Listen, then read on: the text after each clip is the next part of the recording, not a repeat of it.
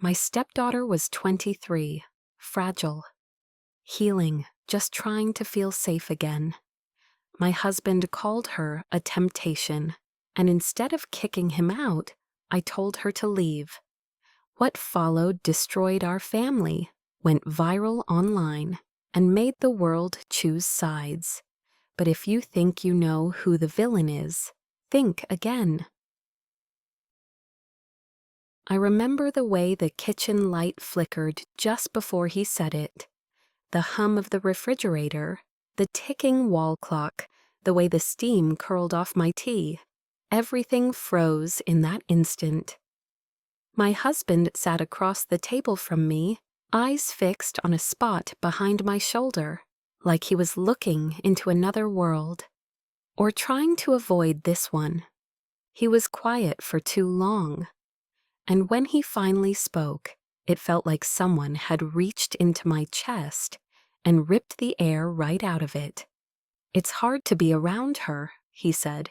"She's a temptation." I blinked. My mind couldn't catch up fast enough.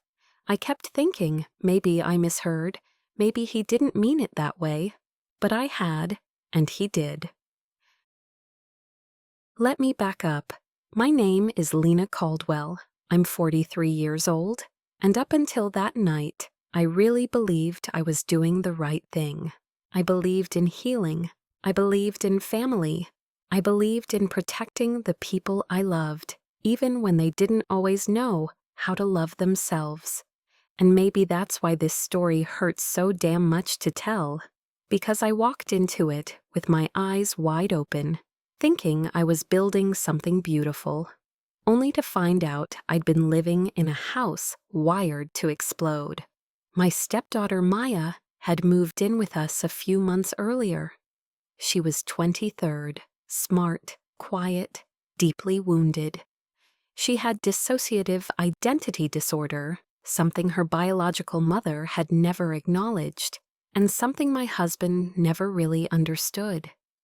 Maya had been bullied most of her life, mocked for her mental health, misunderstood by teachers, shuffled from one toxic environment to another.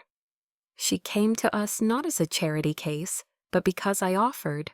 I wanted her to know what stability looked like, what safety felt like, what it meant to be held by family, not hurt by them.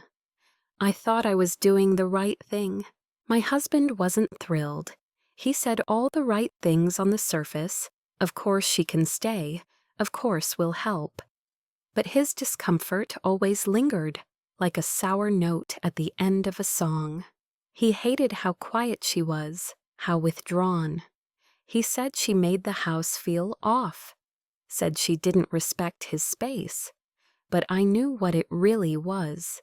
She made him uncomfortable because she was fragile, and fragile things force us to look at the parts of ourselves we'd rather ignore. Still, I thought we were managing. I thought we were making progress. Until that night, until he said it. "She's a temptation." There's a kind of silence that follows a sentence like that. Not the soft kind, the choking kind, the kind that wraps around your throat and tightens, like it's trying to keep you from screaming. I wanted to scream, but instead I just stared at him. This man I'd shared my home, my bed, my life with, a man I thought I knew. A man who had just told me, in no uncertain terms, that he saw my traumatized stepdaughter not as a human being, but as a threat to his self-control. My first instinct was denial. I told myself he didn't mean it, that he was tired, that maybe it was a twisted attempt at honesty, some desperate confession he thought would earn him points for transparency. But that would have been too easy, because the truth was darker, slower, more insidious. It had been building.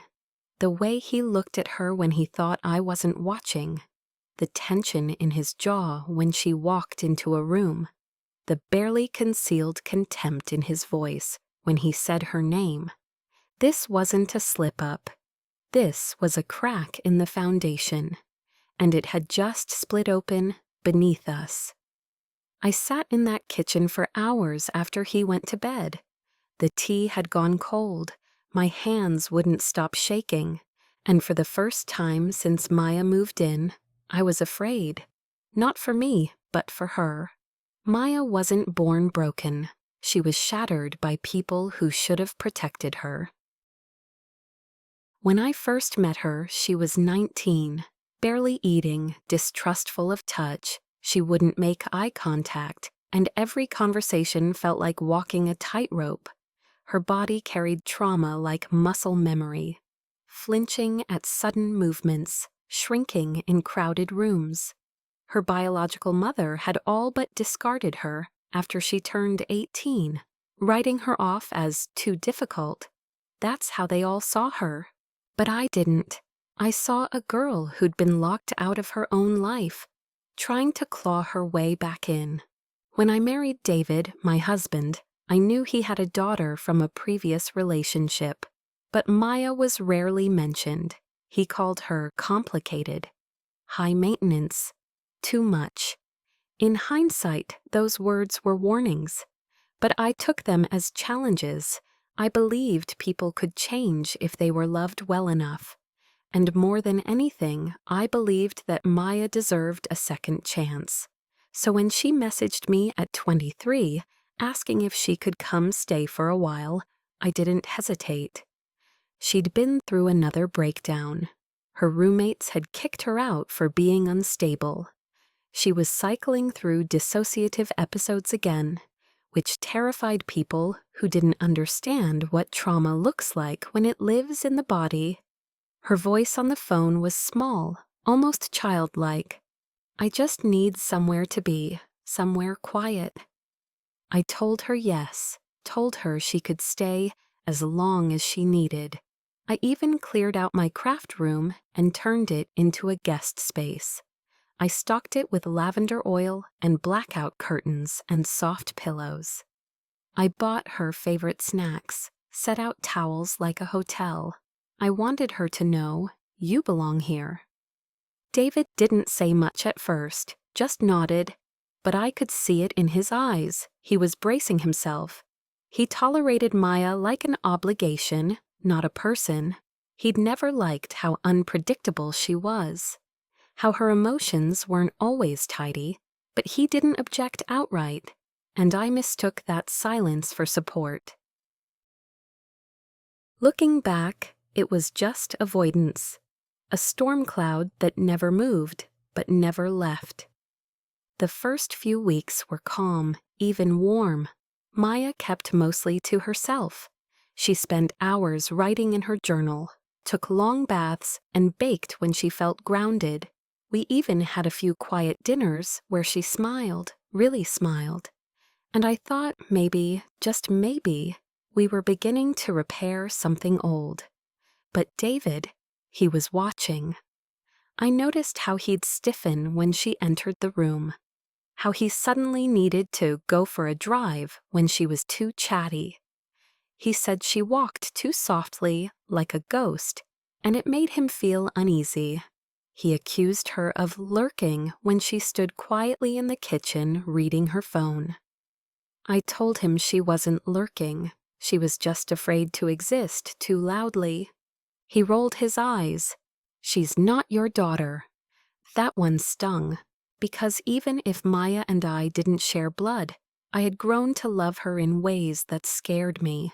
Protective, fierce, like watching a wounded animal slowly relearn trust, and knowing you'd burn the whole world down for it not to get hurt again. But then the nights grew longer. Maya started avoiding him, wouldn't make eye contact. Her voice shrank back into a whisper. She asked me to walk her to the kitchen if she needed water after dark. And once, after he passed her in the hallway, she asked me if she was doing something wrong. I told her no, that she was safe, that she was welcome. But I felt something twisting inside me, something dark. Like I was lying, and worse, like I knew I was lying. There's a difference between being uncomfortable and being unsafe. At first, I thought David was just uncomfortable with her mental health, but something had shifted. He wasn't just uneasy, he was agitated, restless, like he was waiting for her to mess up so he could justify pushing her out. And then came the moment in the kitchen, the confession that pulled the rug out from under all of us. She's a temptation. I can't tell you how many nights I laid awake after that, replaying everything, every look, every tone, every missed signal I'd ignored. Not because I didn't see it, but because I didn't want to see it. After that night in the kitchen, everything changed, not in a loud way. There were no slammed doors, no screaming matches, just silence. The kind of silence that feels like a rope tightening around your ribs. I moved through the house like a shadow, watching him, watching her, watching myself pretend everything was normal. But it wasn't. I couldn't unhear what he'd said. She's a temptation. That phrase echoed like a threat, like a warning, like something you say before you do something unforgivable. And that's when the fear really began.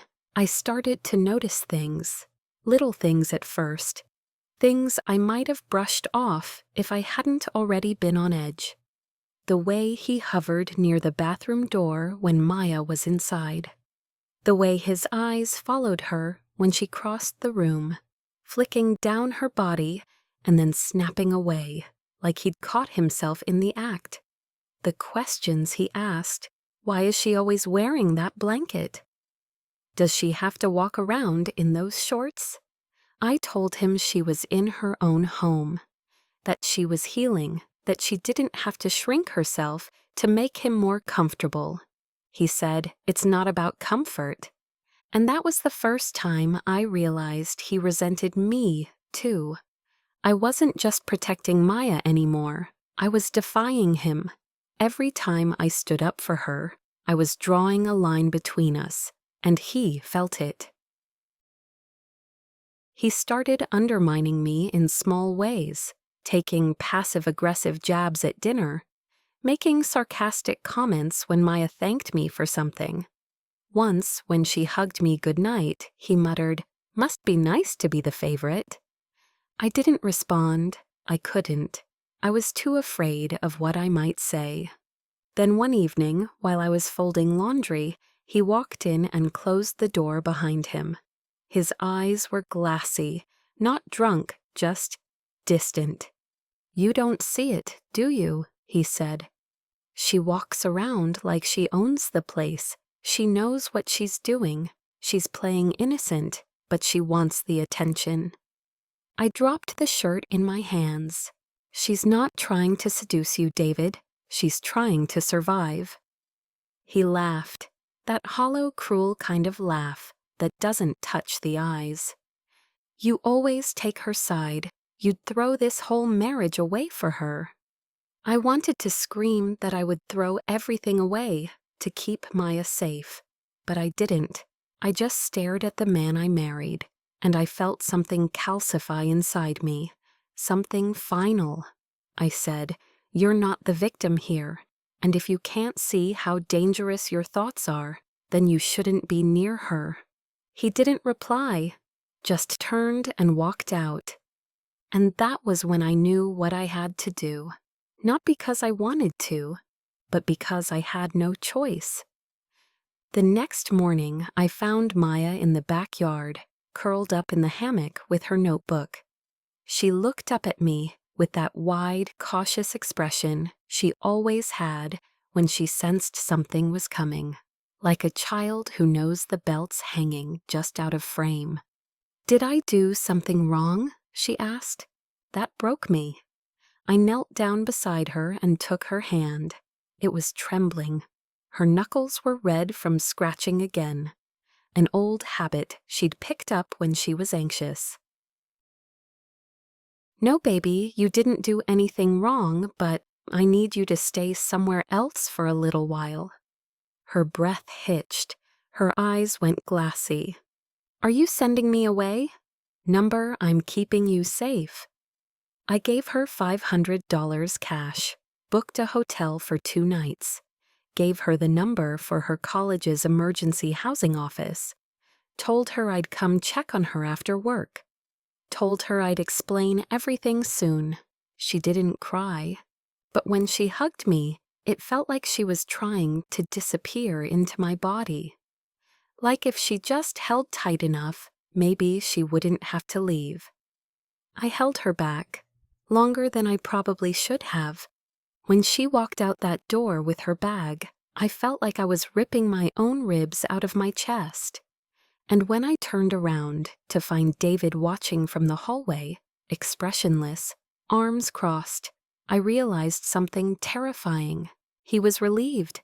Not regretful, not confused, relieved. That's when the betrayal crystallized. He hadn't just been uncomfortable with Maya.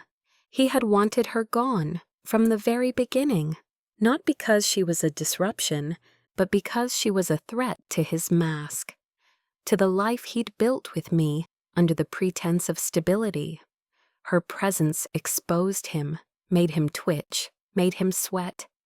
And the moment she was out of the house, he could breathe again. That was the night I stopped sleeping. I didn't confront him, not at first. Revenge isn't always about shouting. Sometimes it's about silence, weaponized like a scalpel. The day after Maya left, I didn't say a word to David. I went through the motions, made my coffee, took a shower, left for work, came home, ate dinner. He asked how my day was. I said, "Fine." And I meant it, because for the first time in weeks, Maya was safe, and I was done pretending. That night, while David was asleep, I sat alone in the living room with my laptop open.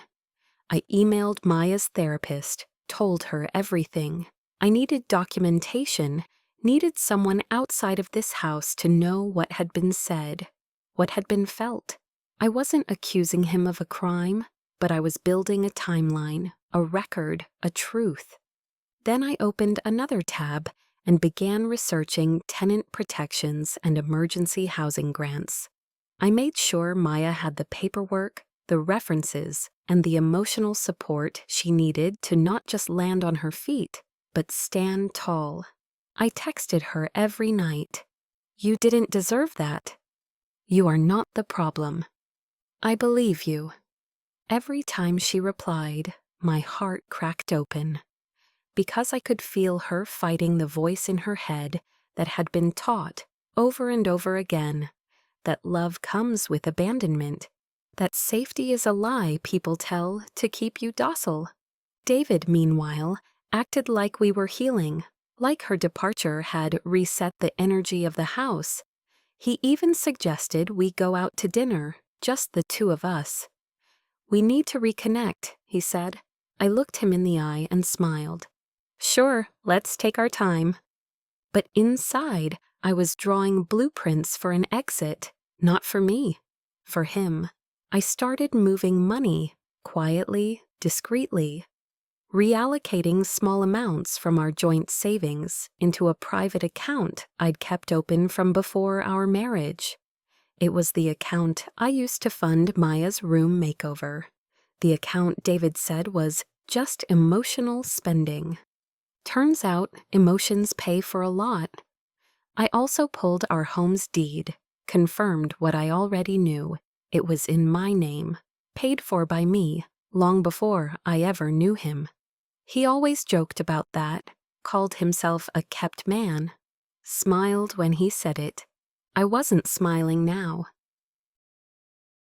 I reviewed our prenup, double-checked the clause about eviction rights, about moral violations and endangerment.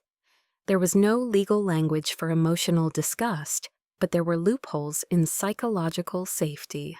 And if I ever needed to take that route, I was building a quiet case. Meanwhile, Maya was healing. Slowly, she got into a group trauma program through her university. She found emergency housing with other women who understood dissociation. She was still scared, still unsure. But she wasn't under this roof anymore. She wasn't being watched like prey. She was growing. And I wasn't about to let her down again. David noticed I was distant, but he thought it was grief. He mistook my quiet for mourning. He didn't realize it was a fire line. He thought he had won, like kicking her out had restored the balance of our home. But what he didn't know was that I wasn't rebuilding the house. I was draining the fuel, and soon he'd be standing in a room with no oxygen left to burn. It happened 3 nights after I moved the last of Maya's things out of the house. I'd left her a box of childhood keepsakes on her hotel bed, a stuffed cat she once clung to during one of her night terrors, a poem she wrote in high school about wanting to be a girl who didn't feel like a bruise, a framed photo of us from her 20th birthday, when she'd finally smiled for the camera without being asked. I thought it would bring her comfort. I thought it would say, "I see you. I haven't let go." Instead, she saw it as goodbye, and when she posted that photo on social media, captioned, "When your stepmom kicks you out for being too tempting for her husband to handle." I watched our story explode into the wildfire I'd been trying so desperately to contain. It went viral overnight. Reddit, TikTok, Facebook, everywhere. People filled in the blanks with their own rage. And who could blame them? The story sounded like a nightmare. A young woman, mentally unwell, thrown out by her stepmother because her stepfather was inappropriate. It sounded monstrous, because it was. But the truth was, it wasn't that simple. I wasn't protecting David. I was protecting Maya from him. But context doesn't trend. Empathy doesn't go viral. Only the blood does. I woke up to hundreds of messages, emails, missed calls. A few coworkers quietly asked if everything was okay at home. One friend outright blocked me. Another texted me in all caps, "I thought you were better than this." Even my mother, who barely uses the internet, called me in a panic. "Is it true? Did you let that man hurt her?" And worst of all, Maya stopped responding to my texts. That silence broke me more than the comments ever could. Because if she truly believed I'd chosen him over her, then I had failed her completely. David, meanwhile, was unfazed. He scoffed at the drama, said Maya was playing the victim again, that she'd found a way to make herself the center of attention. When he saw the post, he smirked. Guess the internet loves a sob story. I stared at him like he was a stranger, like I hadn't been sleeping next to this man for 5 years. "She's not a story, she's your daughter." "She's not mine," he said flatly. That was the first time I let myself cry in front of him. And he didn't even flinch. He just turned back to his coffee. But something shifted in me after that. I stopped playing nice, stopped cushioning my words. I told him point blank, "I don't trust you." He laughed, but it was nervous this time, the first crack in the armor. I told him that I was no longer comfortable sharing a space with someone who couldn't acknowledge his own boundaries, someone who saw trauma and twisted it into temptation. He told me I was being dramatic.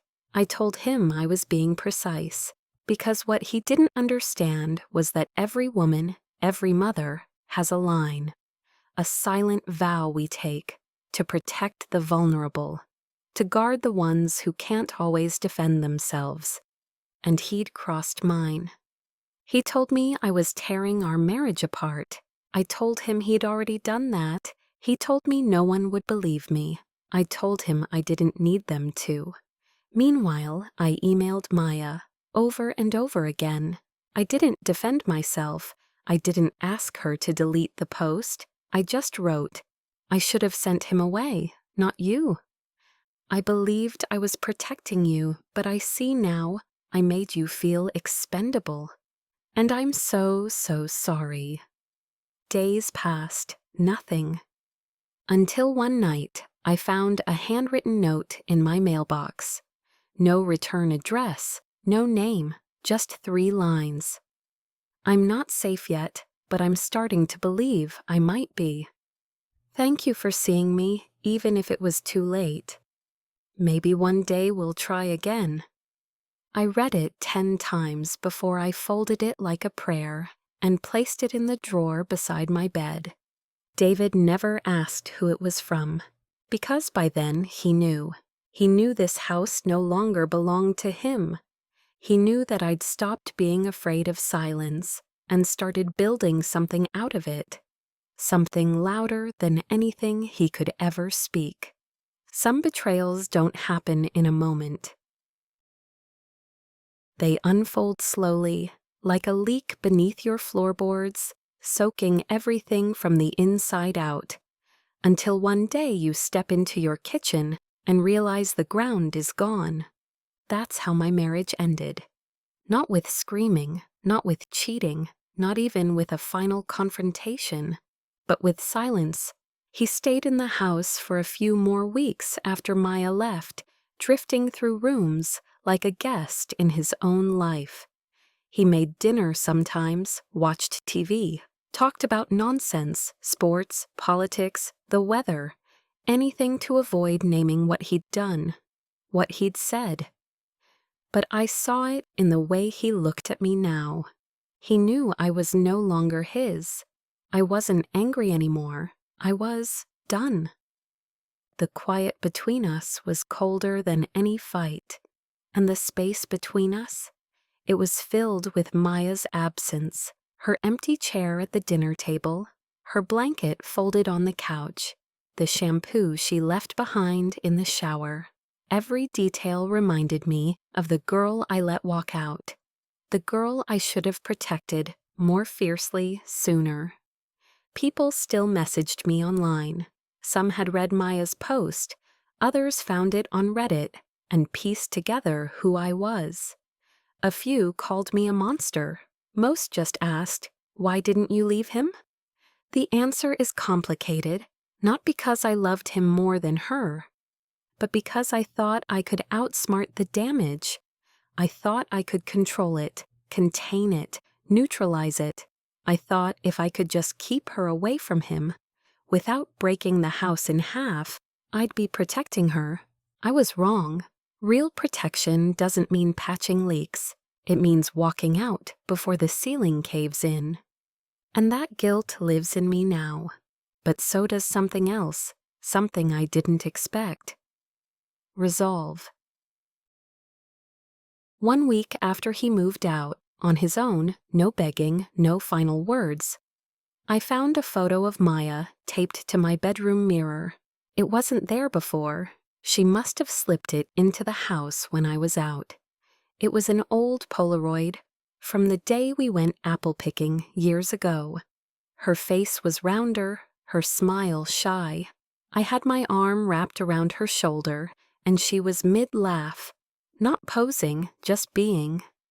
On the back, she'd written, "I meant it when I said you felt like home. I just forgot what safety should look like." That's when I stopped crying. That's when I started planning, not for revenge anymore, not for retribution, but for redemption. I reached out to a trauma recovery nonprofit and offered to volunteer, then donate. I joined a local support group for women who'd been emotionally manipulated by partners who were good on paper. I began showing up where Maya was, quietly, respectfully. I dropped off books at her campus office, signed up to audit a class she was in, from a distance, never in the same room. I wasn't pushing, I was anchoring, in case she ever wanted to reach back. And slowly she did, one text, then another, until one afternoon, months later, she sent a voice memo. "You didn't save me, Lena. I saved myself." but you didn't disappear either, and that counts for something. It wasn't forgiveness, but it was something more honest. A beginning.